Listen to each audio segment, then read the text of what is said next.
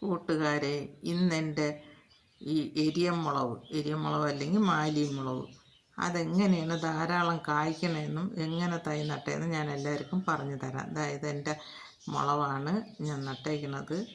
അതെനിക്ക് ഒരു പഴുത്ത മുളക് ഒരാളൊരു വിത്ത് തന്നതാണ്. അതിനെ ഞാൻ എൻ്റെ അരിയെടുത്ത് പാവി പൊടിപ്പിച്ചിട്ട് കുഴിയെടുത്ത് അതിൽ അടിവളമായിട്ട് ചാണകപ്പൊടിയും കോഴിവളവും എല്ലുപൊടിയും വേപ്പും പിണ്ണാക്കും കൂടെ മിക്സ് ചെയ്ത് കുഴിയിലിട്ടിട്ട് ആണ് ഞാൻ തൈ നട്ടത്. തൈ നട്ട് അതിൽ എന്നോട് വേറെ ഇത്രയും ചെയ്തിട്ട് കരിയിലൂടെ അവിടെ ഇട്ട് കൊടുത്ത് തൈയും നട്ട് കൊടുത്ത് ഒരു മാസം കഴിഞ്ഞപ്പം തന്നെ കാകൾ വന്നു തുടങ്ങി, വളർന്ന് കാ വന്നു. പിന്നെ ഇതിൻ്റെ മൂട്ടിൽ ഞാൻ ഈ കൊന്നയില ഇട്ട് അതിൻ്റെ വെള്ളം ഒഴിച്ചു കൊടുക്കും.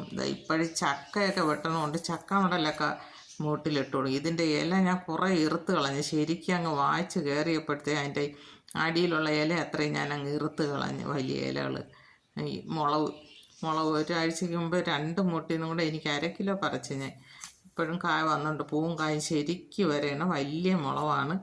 ഇതെല്ലാ വീട്ടമ്മമാർക്കും ചെയ്യാൻ പറ്റുന്നതാണ്. നമുക്ക് പഴുത്ത ഒരു മുളക് കിട്ടിയാൽ അതൊരു ചട്ടിയിലോട്ട് അതിൻ്റെ വിത്ത് ഇട്ട് പൊടിപ്പിച്ച് നമുക്കിതുപോലെ നട്ടാൽ മതി. എല്ലാ വീട്ടമ്മമാർക്കും ഇത് നമുക്കിങ്ങനെ ചെയ്തെടുക്കാം. നല്ല വിലയും കിട്ടും.